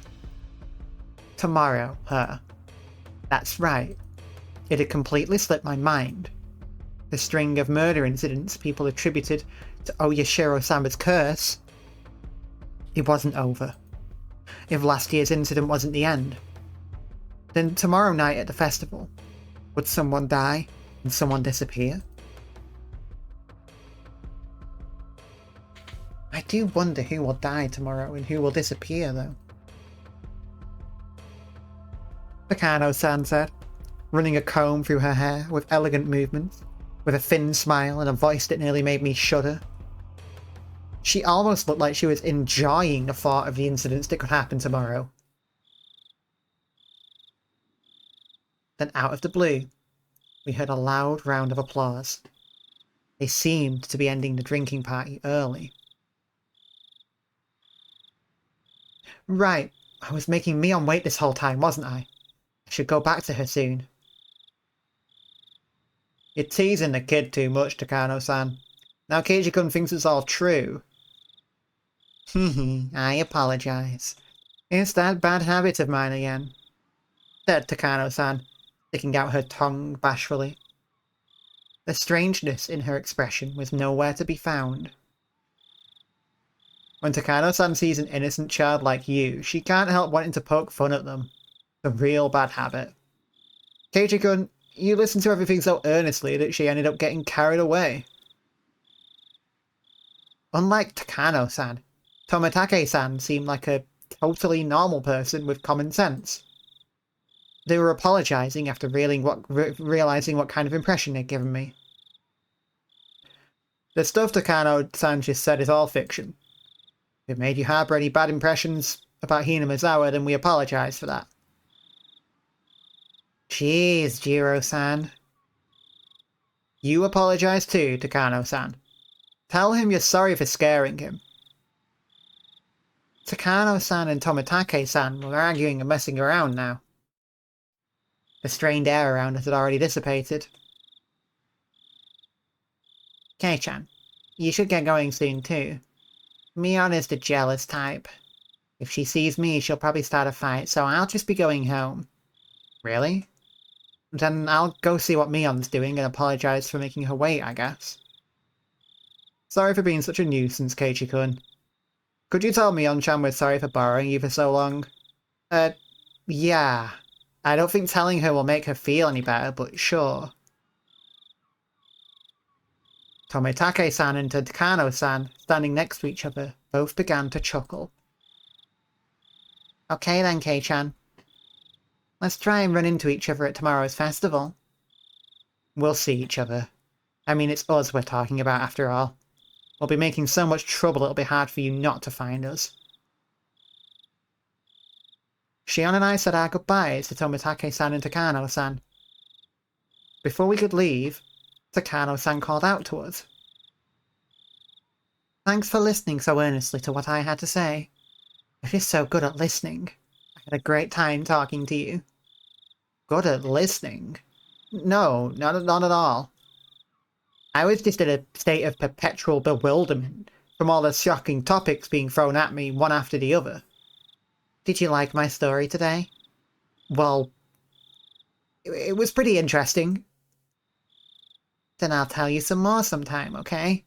Oh, you're flying death flags. A lot of pretty interesting legends and fairy tales about Hinamizawa. Of course, a lot of strange and creepy ones too.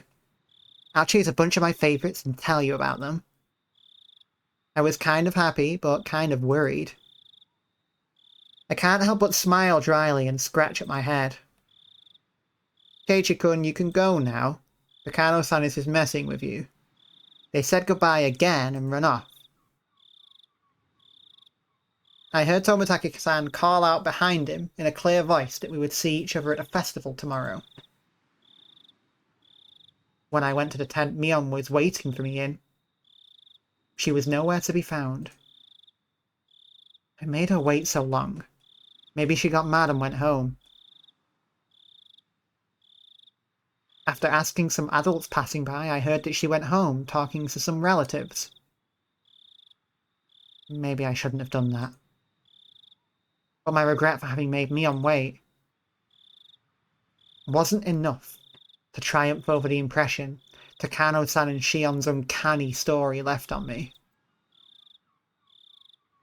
Serial murder incidents had happened 4 years in a row.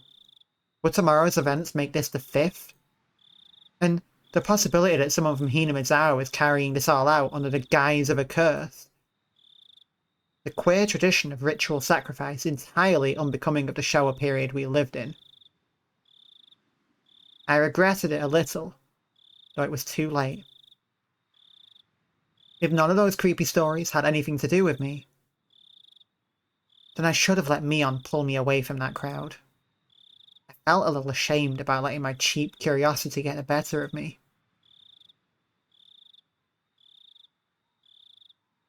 Welp. You have sown, Keiichi, and soon shall come the time of the reaping.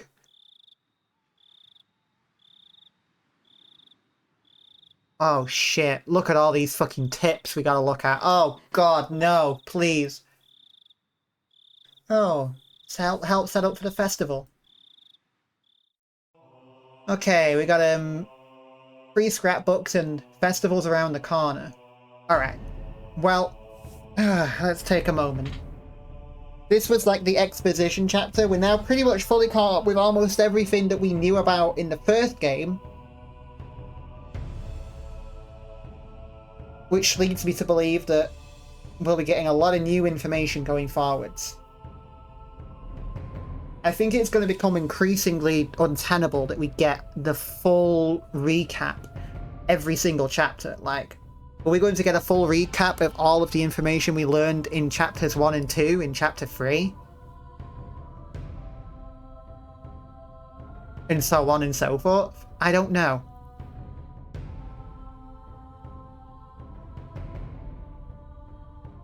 Let's look at these fucking scrapbooks. I wonder whose there will be. Whose scrapbook is this? Scrapbook 1. From the scrapbook 1. Oyashiro-sama's curse. In the ancient Onigafuchi village, the anger of Oyashiro-sama, his curse, was feared above all. However, it is seldom stated anywhere what actually happens, and what sort of divine judgment, curse, befalls them when Oyashiro-sama is angry. From various reports, all hell will break loose. Demons will come flooding out. The miasma from hell will flood outwards and kill every villager, letting not a single one escape. The ones evoking images of the village being annihilated stand out the most. These terrifying ideas of divine punishment are in alignment with many other religious beliefs regarding the apocalypse, hell, and it's easy to imagine that they are just ways of convincing people to obey the teachings in order to prevent such an end. Maybe this is Takano's notebook. She is into this stuff. Maybe she has a scrapbook of mysteries. It's pretty cool. I love a good scrapbook of mysteries. The conditions for inciting Oyashiro-sama's wrath are likely the same as the taboos in Onigafuchi village. I believe that when an act was performed that violates one of these taboos, Oyashiro-sama was termed angry. And in order to quell his anger, they would perform the aforementioned sacrificial ritual. So, you fuck up, you commit a taboo, and you're sacrificed.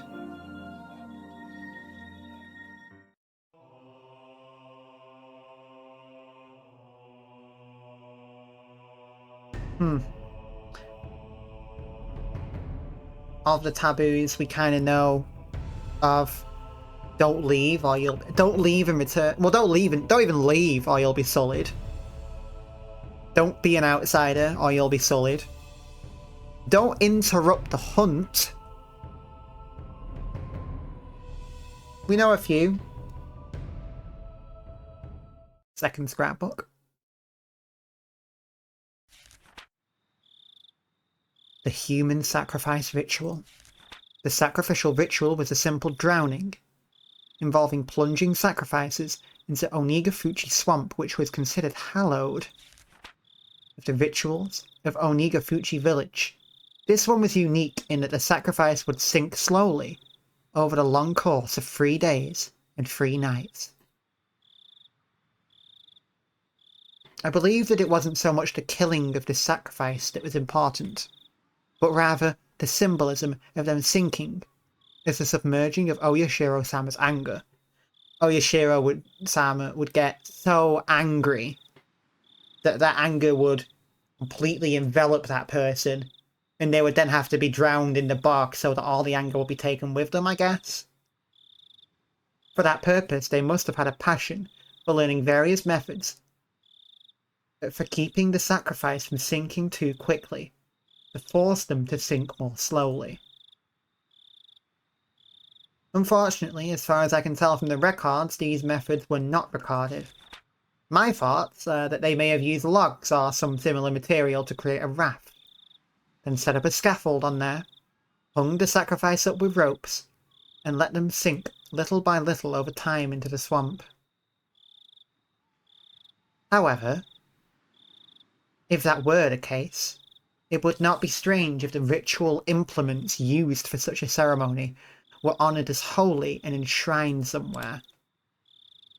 A raft, scaffold, and like the means to hang up a sacrifice with rope. Those would be hallowed and sort of honoured items that would have to be enshrined and kept somewhere safe.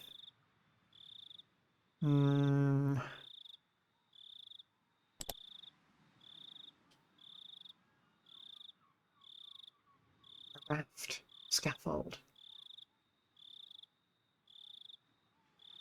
ropes.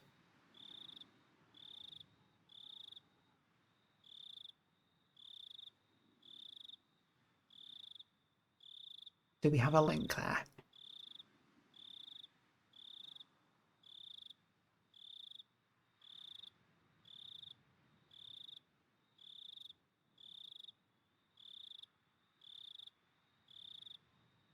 Don't know that we have a link.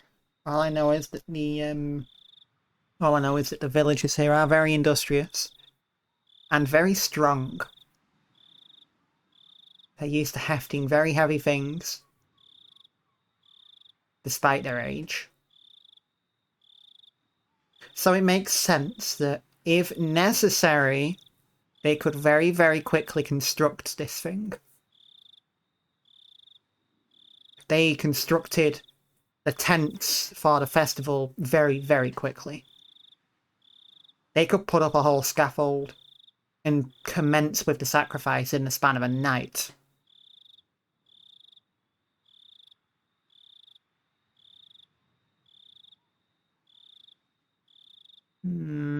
Okay. I mean, hell, we've seen indications that Renner's pretty strong as well. Okay, well, you know. Ah, that was the last bit. My mistake. Well, it's fine. We had some nice background chirping to that little theory sesh.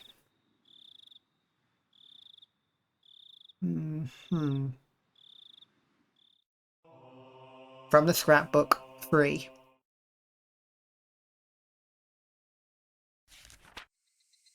Implements used for the ritual. Ritual tools utilized for ancient religious ceremonies are commonly referred to as implements or ritual implements, and even now, some of them are enshrined on the property of the Furude Shrine and the Free families. We know about the shrine, kind of like had an unspoken acceptance that a lot of this stuff would be kept at that shrine. So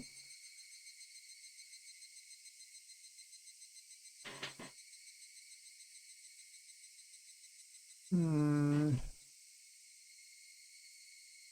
Free families. However, the identifiable tools are all decorative, and none appear to have been used in rituals governing the dark side of Onigafuchi village. As the Edo period came to a close and many traditional rituals were lost, were they lost as well? Or perhaps buried in the darkness? I don't believe so. Okay, so the implements that we know of aren't really related to the sacrifice. The ones that were related to the sacrifice are supposedly lost, but maybe not. Both the implements used on the night of the Feast of Onikakushi and those used during the sacrificial ceremony must still exist, enshrined away from the eyes of the masses. Without a doubt, they exist here, today, at this very moment in Hinamizawa. Also, I'm nearly certain where they've been enshrined.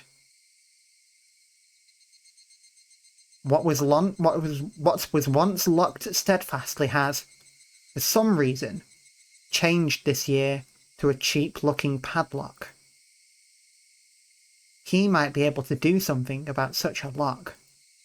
However, it is not far from the assembly hall, nor is it ever far from the presence of people. However, I will not give up. The night when it becomes a blind spot to every villager in Hinamizawa is coming soon. Soon it will be Watanagashi. Okay. There is a place near the Furude Shrine. Let's just double check that. We need to look at that again.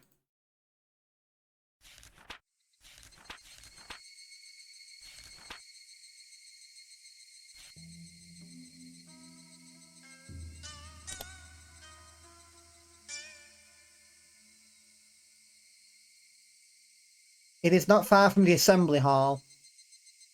That hall, presumably meaning the hall in the shrine where people gather and like do lots of old people activities. It's a place near there that was once locked up much more tightly, but this year it's been changed to a pretty cheap padlock. Whoever's writing this seems to think that a guy that they know will be able to do something about this lock. Will be able to pick it and get in, I guess. And on the night of the Watanagashi, tomorrow night, they're going to attempt to break him. I have this nasty feeling that maybe the lock being replaced with a cheapo lock might perhaps be a trap of some kind.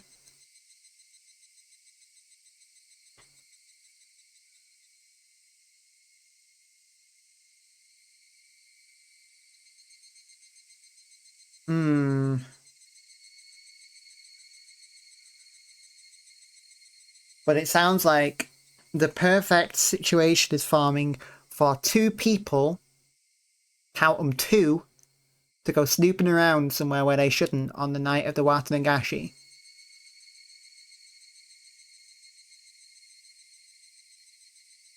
One of them is going to die, maybe. One of them might go missing. Just have to hope that this he that is being spoken about here isn't Keiichi, because I don't want any of that. Or maybe I do because I want more information. I don't know. It's a fucking fine tightrope we walk here.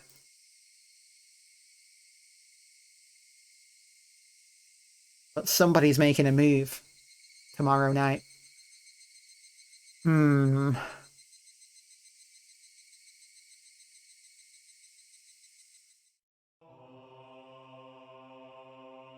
Festival's around the corner.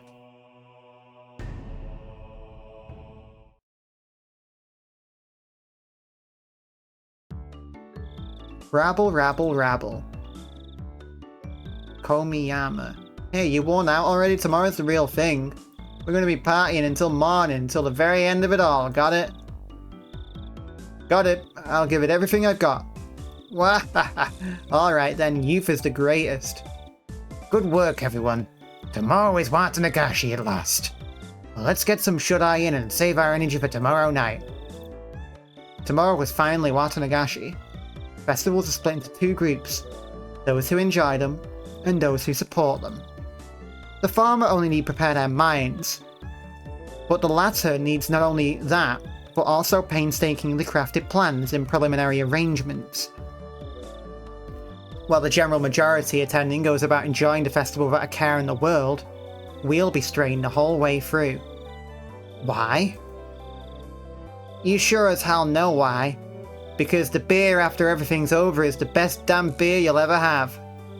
Wahahaha. At times like these, it's best to have energetic, physically fit people. It wouldn't be worth it if you didn't do your best until the end, enjoying it the whole way. Oh, he's here. Oishi-san came in. Everyone hurried to stand up.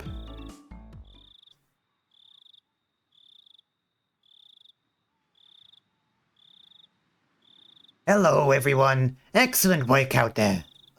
You can be at ease. Thank you, sir. Not even my seniors, who usually talk big about themselves, can hold a... Oh, wait, I'm someone else. Not even my seniors, who usually talk big about themselves, can hold a candle to Oishi-san. We all bow, as we were one of those as if we were one of those cheering squads of old. Kurado Oishi, a detective just waiting to retire.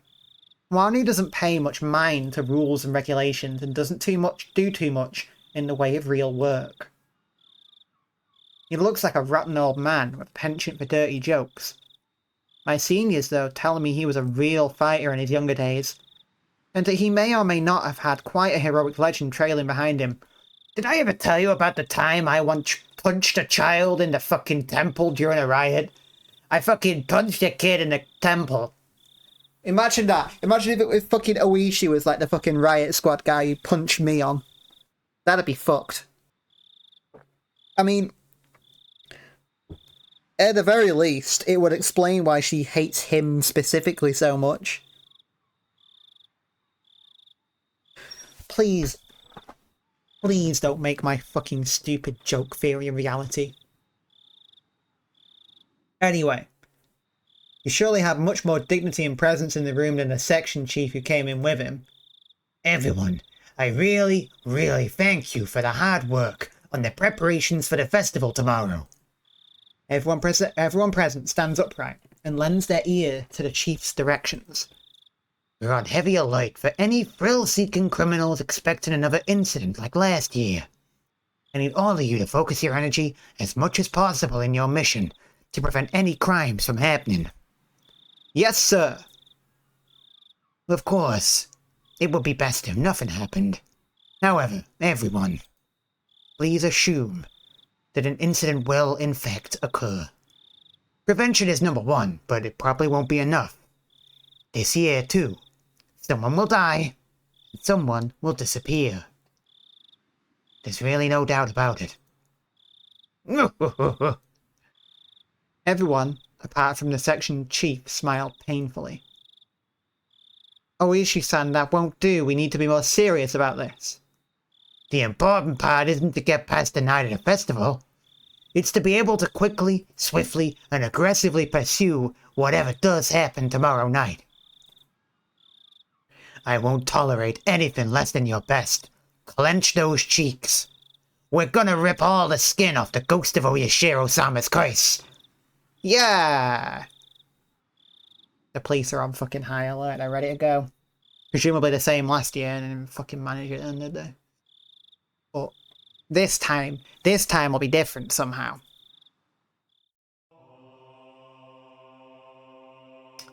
Tomorrow is, indeed, the Watanagashi. I feel like we were making good progress with fixing things between Keiichi and Mion, but then